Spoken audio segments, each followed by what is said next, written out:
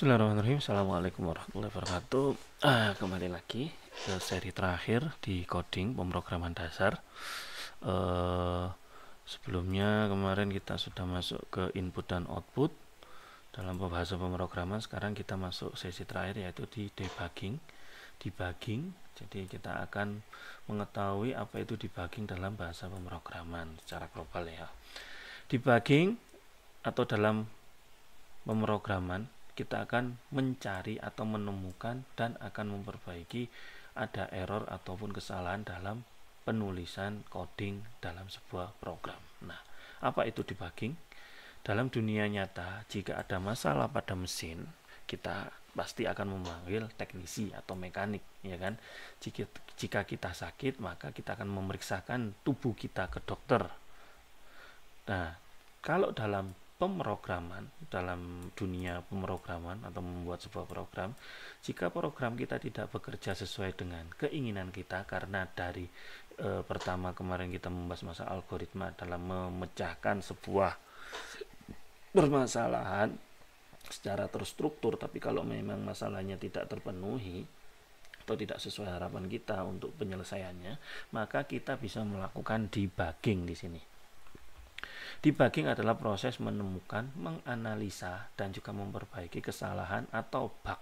Jadi kita akan menemukan bug. Istilah bug itu zaman dulu ya serangga kan, berarti ya waktu dulu ya silakanlah cari di Google kenapa kok dinamakan bug. Karena memang saat mungkin membuat sebuah komputer dulunya yang besar sekali, itu komputer yang masih pakai punch card, itu ada sebuah serangga yang nyelip mungkin ya, makanya ternyata ada kesalahan apa, bug nyelip di antara punch cardnya, bisa jadi seperti itu. Silahkan cari di Google ya, ataupun di YouTube. Nah, jadi kesalahan ini kita istilahkan sebagai sebuah bug dalam kode program. Ini adalah keterampilan yang sangat penting bagi setiap programmer. Nah, debugging ini benar-benar harus kita kuasai juga. Setelah menulis coding, kita juga harus bisa debugging. Nah, ini jenis-jenis bugs atau kesalahan. Bugs bisa datang dari berbagai bentuk. Mengenali jenisnya bisa membantu kita memperbaiki lebih cepat. Yang pertama, kesalahan penulisan atau istilahnya adalah syntax error. Ini seperti kesalahan tata bahasa atau saat kita menulis sebuah ejaan dalam bahasa manusia, bahasa sehari-hari kita. Program tidak akan bisa memahami kode karena ada aturan penulisan yang dilanggar. Makanya setiap bahasa itu pasti beda cara penulisannya, cara pemanggilan fungsi dan lain sebagainya. Makanya ini secara global saja yang kemarin ya, yang materi-materi sebelumnya itu. Ini ada sebuah contoh syntax error. Ketika ditulis cetak print halo dunia, titik komanya tidak ada. Nah, misalkan kita hilangi, bukan titik koma yang kita hilangi, kalau di sini yang harusnya ada dua tanda petik awal, tanda petik akhir, buka tanda petik, tutup tanda petik, maka akan error karena apa? Cetak ini string harus ada di dalam dua tanda petik. Nah, ini apalagi kalau hilang titik koma.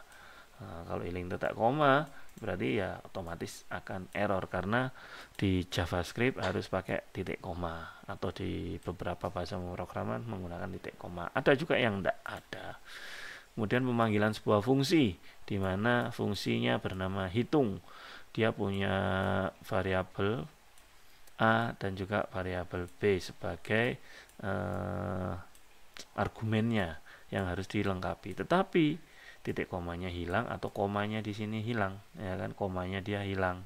Nah, berarti kan tidak ada. Ini hanya dibaca satu argumen, bukan dua argumen. Sementara untuk fungsi hitung harus mempunyai dua argumen. Nah, itu akan dibahas, itu dibaca sebagai sebuah kesalahan. Si komputer tidak akan mengenali ini perintah apa ya. Nah, seperti itu, bingung juga komputernya. Biasanya compiler ataupun interpreter akan langsung memberitahumu tentang kesalahan penulisan kode program ini. Kemudian yang kedua ada runtime error.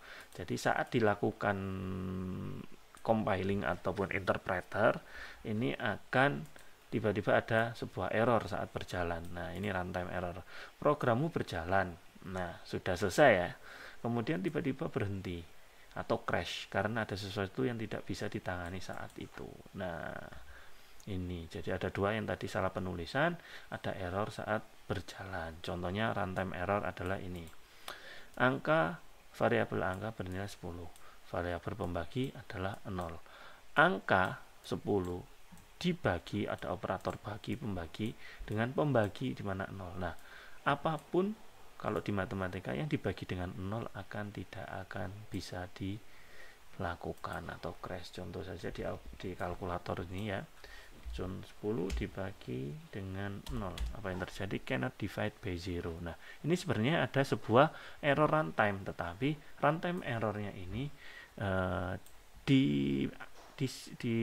dimodifikasi sedemikian rupa supaya dengan adanya if else ataupun switch case ya, supaya dia tidak menampilkan runtime error, tapi saat error dia akan menampilkan cannot divide by 0. Jadi tidak akan bisa dibagi dengan 0 berapapun nominal di awalnya. Nah, itu terjadi saat program sedang dieksekusi seringkali karena operator atau operasi yang tidak valid. Nah, betul. Yang ketiga adalah logical error, kesalahan logika. Jadi yang pertama tadi apa? Sintaks error, runtime error. Yang ketiga error logik. Jadi logikanya yang error. Ini yang paling sulit. Programmu berjalan nggak crash nih. Ini jalan secara normal, bersih sampai hasil. Tapi hasil yang ditampilkan itu salah, maka bisa jadi penulisan ataupun logika saat kita menuliskan sebuah logika di dalam sebuah program ada satu kesalahan. Logika yang kamu tulis tidak sesuai dengan apa yang kamu inginkan. Nah, contohnya di sini harga 100. Ada variabel harga bernilai 100, ada variabel diskon bernilai 10% atau 0,10 dari 100 ya kan, 10%. Kemudian harga akhirnya adalah harga ditambah harga, kan kita kalau mau mencari harga akhir dari diskon, kenapa? Contohnya harga dari harga 100 kita dapat diskon 10. Harusnya berapa? Yang kita dapatkan harganya 90. Tetapi di sini ada sebuah penulisan kode di mana variabel harga akhir, harga underscore akhir itu akan bernilai harga ditambah harga kali diskon. Nah, ini untuk harga kali diskonnya sudah benar. Dia mencapai 10, mendapatkan nilai 10, tetapi di sini ada operator yang salah yaitu plus. Nah, seharusnya kan bukan ditambah tetapi dikurangi. Nah, yang harusnya 90 hasilnya menjadi 110. Nah, seperti itu. Program melakukan apa yang kamu perintahkan, bukan apa yang kamu inginkan, ya. Bukan yang apa kamu inginkan, tapi apa yang kamu perintahkan. Itu sebuah program dalam komputer. Selanjutnya adalah teknik dan alat debugging populer. Ada beberapa cara dan alat yang bisa digunakan untuk mencari bug. Yang pertama adalah print statement, cetak nilai, menyisipkan perintah untuk mencetak nilai variabel atau pesan di berbagai titik dalam kode. Ini cara sederhana untuk melihat apa yang sedang terjadi. Contoh, ini ada sebuah perintah print statement atau komentar. Nah, kita akan menulis komentar seperti ini. Contoh ini variabel angka bernilai 5. Cetak nilai angka saat ini. Nah, bisa seperti ini, print. Jadi kita akan mencetak nilai saat ini, kemudian kita akan tampilkan si angkanya. Nah, ini benar enggak 5 ya gitu. Kalau enggak 5 ya berarti ada yang salah di sini kan gitu. Mungkin angka di sini pemanggilannya hanya kurang, atau angka di sini tulisannya angka tapi di sini tulisannya angka. Nah, itu untuk print statement. Debugger atau alat canggih. Alat khusus memungkinkan menjalankan kodemu demi langkah, kode-kode demi langkah demi langkah, kemudian akan menghentikannya di titik tertentu. Dia punya breakpoint dan melihat nilai semua variabel secara langsung. Ini biasanya kalau kita menggunakan Android Studio, itu biasanya debuggernya itu langsung kan, karena memang kodenya banyak, kemudian fungsi-fungsi juga banyak, kita harus masuk satu persatu. Lah ini kita bisa memanfaatkan ini tanpa harus kita cari satu persatu codingnya. Kemudian ada juga memanfaatkan error message, jadi pesan kesalahan kita tampilkan. Jadi janganlah takut pada pesan kesalahan dalam membuat sebuah program, karena itu akan membantu menyelesaikan masalah dari programmu. Itu adalah petunjuk terbaikmu. Pelajari cara membacanya karena mereka seringkali memberitahumu jenis kesalahan. Maksudnya error. Mereka ini maksudnya error, pesan kesalahan ini akan seringkali membantumu memberikan jenis kesalahan dan di baris mana itu terjadi.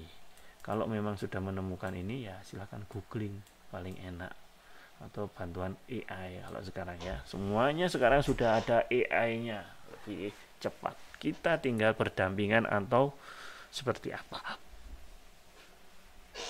pesan kesalahan. Ini ada sebuah demo debugging interaktif sederhana. Mari kita coba menemukan bug dalam kode sederhana ini. Ada sebuah kode yang bermasalah menggunakan bahasa JavaScript, di mana penghitungan diskon yang seperti ini tadi, yang harusnya mengurangi harga, tapi malah didapatkan harga. Kita jalankan ya kode. Nah, ketika kita menjalankan kode ini, yang dimana tadinya harga yang harus kita dapatkan adalah dikurangi dari harga asli dikurangi dengan diskon, tetapi yang didapatkan di sini berapa coba? Total harga adalah 330 loh. Kan kita dapat diskon kok malah nambah harganya? Kan seperti itu dengan jumlah barang 3 ya di sini. Nah, harusnya kan berkurang. Nah, berarti kan ada kesalahan. Di mana kesalahannya? Nah, kita bisa cari kodenya. Nah, apakah hasil total harga sudah benar? Seharusnya kan 270, tapi kok hasilnya seperti ini. Nah, kita bisa cek dengan adanya debugging tadi. Berarti seharusnya menghitung total harga setelah diskon, tapi malah ada kesalahan di mana? Di sini. Oh, di sini. Ini menggunakan komentar ya. Komentar di mana let akan membiarkan variabel total harga ini. Jadi ini let ini kalau di PHP ataupun di C++ itu dia inisialisasi ya, pengenalan tentang apa ini. Nah, kemudian isinya atau value-nya apa. Apa ini variabel harga barang?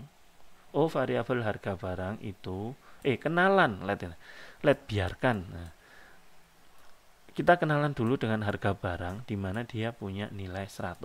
Kita juga kenalan dengan jumlah barang di mana dia sama dengan punya nilai 3. Kemudian kita juga pengenalan dengan diskon persen di mana dia 10% dari 100 yaitu 0,10. Kan kalau persentase kan nggak mungkin persentase 300 ya, hanya 100 kan gitu kan. Berarti 10%-nya 0,10.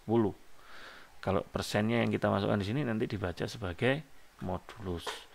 Nah, di sini ada pengenalan total, variabel total harga di mana dia melakukan sebuah operan penghitungan. Yang mana yang dilakukan pertama adalah di dalam kurung, semuanya dilakukan di dalam kurung. Setelah di dalam kurung nanti baru dilakukan yang di luar dari kurung.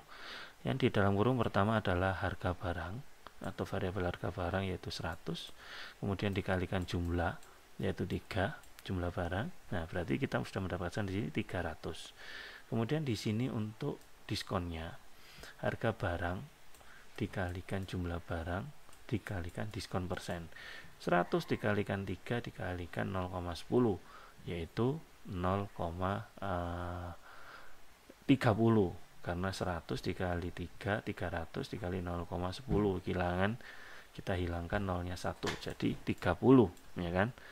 Nah, harusnya kan dikurangi di sini, tetapi ini ada salah tulis yaitu plus, maka harga menjadi salah. Lah, kita harus melakukan debugging di sini. Ini cara debugging seperti ini caranya. Kalau kita bisa simulasikan. Nah, ini tadi ya. Variabel harga 100, variabel jumlah barang 3, variabel diskon 0,1. Kemudian dihitung total harga. Rumus yang digunakan adalah plus harga kali jumlah barang plus harga kali jumlah barang kali persen. Nah, ini berarti 300 kali 3 ditambah 100 kali 3 kali 0,1 sama dengan 30 malah dijumlah. Jadi harga barangnya malah jadi 330. Nah, salah kan? Harusnya apa? Ya harusnya dikurang. Nah, untuk menyelesaikannya. Ini namanya debugging. Oke. Tips efektif untuk debugging. Debugging itu seni kita dalam menulis program, seni kita dalam membuat sebuah program. Jadi ada tips-tips yang bisa kita lakukan. Yang pertama adalah kita tenang kalau program kita error. Jangan panik ataupun sampai bingung masalah program. Mungkin karena titik koma, mungkin plus minus yang salah, ataupun yang mana. Ya, kita akan dapat melakukan debugging dengan tenang. Ya, kalau kita tetap tenang. Kita akan reproduksi bug. Bisakah kamu membuat bug itu muncul lagi? Jika ya, itu setengah dari pertempuran. Coba langkah yang sama berulang kali. Nah, contohnya reproduksi bug seperti ini. Padahal sudah benar loh tadi sebenarnya penulisan saya, tapi saya nggak tahu ini. Kita nggak tahu ya, posisi nggak tahu kalau salahnya ada di plus. Kita akan tulis lagi. Apakah penghitungan persentase saya yang salah? Oh, ternyata persentase saya, misalkan ini saya hilangkan. Harga barang kali langsung diskon persen. Nah, berarti kan malah cuma dapat 10. Padahal kan harusnya barangnya 3. Oh, berarti malah ada tambah bug lagi. Oh, berarti ini benar. Nah, seperti itu kan, berarti ada di posisi yang lain. Itu namanya reproduksi bug. Jadi kita malah menambah bug untuk melihat sampai mana error kita terjadi. Yang ketiga adalah isolasi masalah. Coba komentari sebagian kode atau hapus bagian tertentu untuk mencari tahu masalah yang sebenarnya. Kayak ini tadi ya. Kita memberikan sebuah komentar-komentar. Cara penulisannya. Kita juga bisa menggunakan print atau log. Cetak nilai variabel di beberapa titik untuk melihat bagaimana data berubah sepanjang program. Kita juga bisa menjelaskan masalahnya satu persatu. Coba jelaskan bugnya kepada teman. Bahkan boneka karet. Proses menjelaskan seringkali membuat kamu menemukan solusinya sendiri. Jadi biasanya saya juga seperti itu. Saya biasanya ngomong dengan layar. Kalau ini seperti ini, harusnya kan seperti ini ya. Kalau enggak, harusnya seperti ini ya. Akhirnya ada sebuah cahaya ilahi. Oh, ternyata ini yang salah. Biasanya seperti itu. Atau yang terakhir, ya memang kita harus istirahat dulu dari aktivitas pembuatan program kita, ya. Lebih bijaknya seperti itu. Kalau kita memang sudah jauh untuk pembuatan kode programnya, sudah berjam-jam kita lakukan, nah memang harus kita sisipkan istirahat ini ya, seenggaknya 1 jam kita sisipkan 10 menit, ataupun kalau biasanya kan setengah jam kita sisipkan 5 menit dan lain sebaiknya. Ini untuk dibagi. Alhamdulillah kita sudah selesai untuk masalah coding, pembelajaran coding dasar dari mulai pengenalan algoritma sampai debugging. Kalian bisa mendapatkan artikel atau materi ini di website saya di govitamedia.com/coding. Nanti akan muncul seperti ini. Kalian silakan bisa mempelajarinya. Terima kasih atas perhatiannya. Kalau ada yang perlu dibahas, perlu ada didiskusikan, silakan tulis di komentar. Dan juga kalau memang video ini bermanfaat, silakan share. Dan juga jangan lupa like sama subscribe channel saya. Terima kasih. Assalamualaikum warahmatullahi wabarakatuh.